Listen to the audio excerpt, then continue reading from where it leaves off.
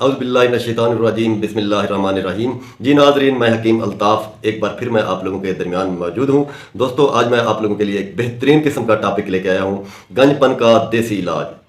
गंजपन का हर्बल की दुनिया में ख़ास इलाज कैसे किया जाता है और इसकी क्या गारंटी है, उसके लिए दोस्तों आप मेरी पूरी वीडियो सुनिएगा, आखिर तक मेरी वीडियो सुनेगा। इंशाल्लाह आप लोगों के लिए मेरी ये वीडियो मुफीद साबित हो सकती है। दोस्तों, आगे बढ़ने से पहले आप मेरे चैनल को सब्सक्राइब कर दें, साथ ही बेल आइकन के बटन को दबा दें ताकि हर नई आने वाली वीडियो आपको तसल्सल के साथ मिलती रहे। दोस्तों, मैं अपना तारफ़ कराता चलूँ, मैंने बहुत से इदारों में काम किया। मैंने ब्रेसिना तिबिया कॉलेज में बतौर डिस्पेंसरी इंचार्ज मैंने अपनी खिदमत सर अंजाम दी। इसके अलावा मैं high mount pharmaceutical company Lahore में अपनी खिदमत सर अंजाम दे चुका हूँ।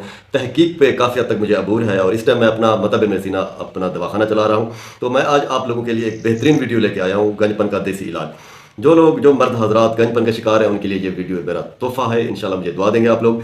आप मेरा नुस्खा नोट फरमा लें। आपने क्या करना है कि 100 ग्राम आप रोगाने अंडा ले लें, यानी अंडे का तेल ले लें, और 50 ग्राम रोगाने अरेंड ले लें, जिसको हम इंग्लिश की ज़बान में कस्ट्राइल भी बोलते हैं। इसके अलावा आप काले चने ले लें, 25 ग्राम उसके पाउडर बना लें, सफ़ूफ बना लें।